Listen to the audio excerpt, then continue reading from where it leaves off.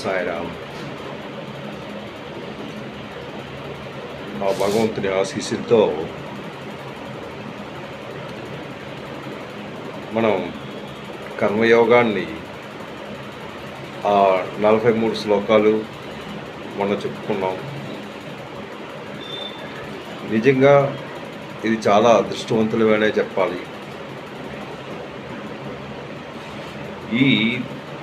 ఇది నేను మరీ చెప్తూనే ఉన్నాను. ఈ గీత బోధన అంటే భగవద్గీత. ఈ భగవద్గీతను ఎవరు విన్నా, ఎవరు చెప్పినా, ఏం చేసినా దీని తాలూకా ఫలితం మాత్రం తప్పగా ఉంటుంది. ఈ గీత అది మీ తాలూకా ప్రవర్తనను, మీ తాలూకా నడవడికను, మీ తాలూకా జ్ఞానాన్ని ఒక మంచి మార్గంలో పెట్టే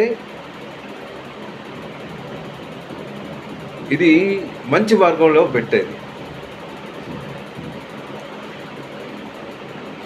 అందు గురించి దీన్ని మనం చక్కగా గ్రహించుకొని ఒక్కొక్క శ్లోకాన్ని మనం నెమ్మదిగా దాన్ని ముందుకు తీసుకెళ్తూ ఉంటాం. ఇది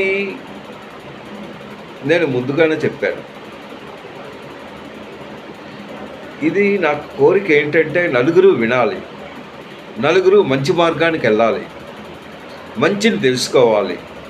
ఎందుకంటే మన మనసు ఇది చంచలమైనది.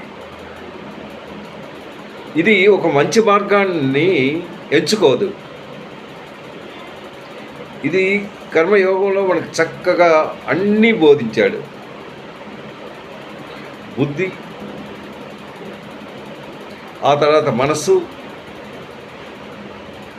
శరీరం, ఇంద్రియం ఇవన్నీ చక్కగా పనిచేసినట్టు మనం చూసుకోవాలి. ఎప్పుడున్నూ బుద్ధిని ఒక మంచి మార్గంలో పెట్టడానికే మనం ట్రై చేసుకోవాలి.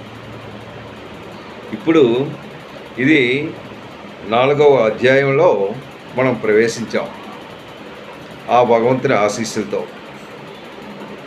ఇది జ్ఞాన కర్మ సన్యాస యోగం.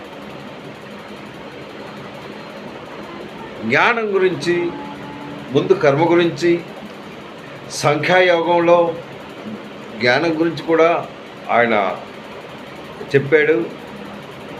సంఖ్యాయోగం 72 శ్లోకాలు మనం విన్నాం.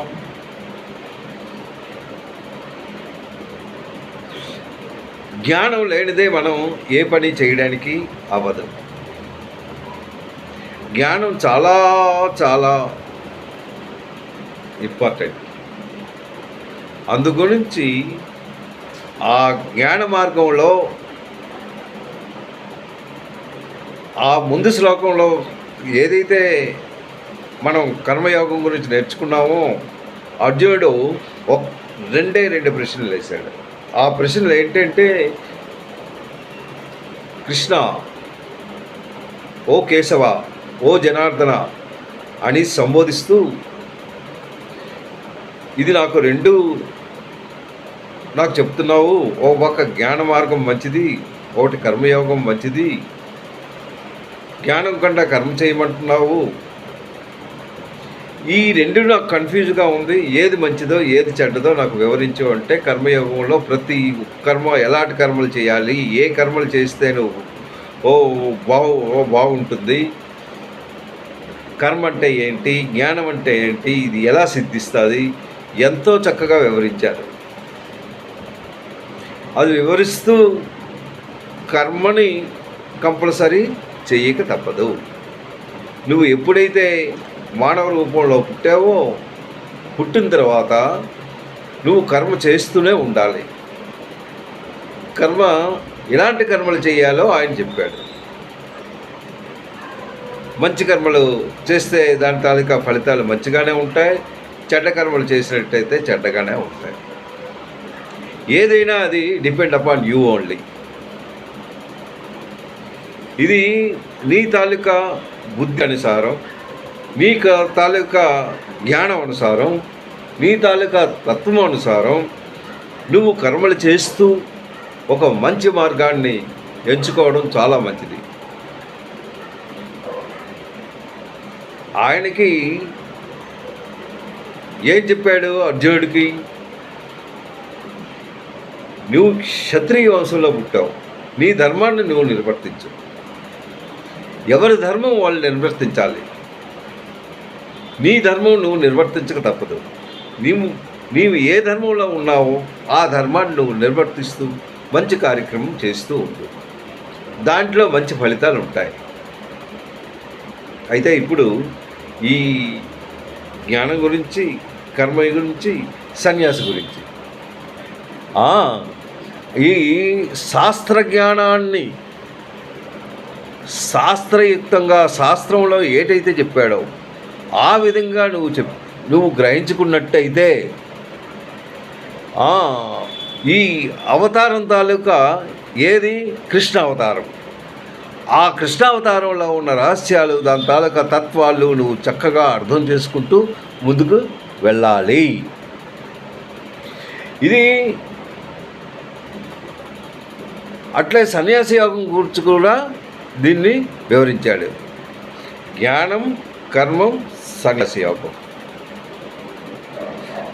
ఈ యోగాల గురించి, ఈ మూడిటి గురించి ఈ 4వ అధ్యాయంలో చక్కగా వివరించారు. అయితే దీంట్లో 1వ శ్లోకం మనం నేర్చుకుందాం. ఏంటంటున్నాడు? ఇమం వినస్వతే యోగః ప్రోక్తవానః అవ్యయం వివస్వాన్మనవే ప్రాహ మను ఇక్షాకవే బ్రవీత్. చూడండి,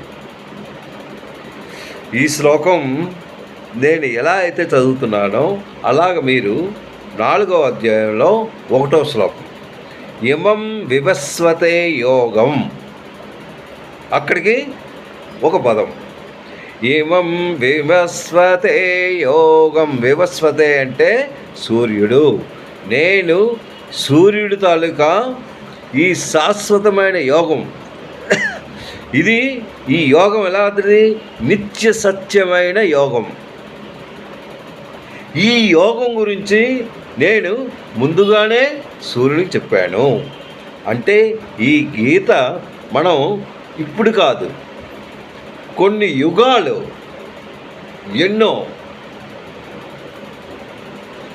ఇది త్రేతాయుగం, ద్వాపరయుగం అయిపోయింది, దేవయుగం, ఇంకా ముందుకు వెళ్ళారనమాట. అంటే కొన్ని లక్షల సంవత్సరాలు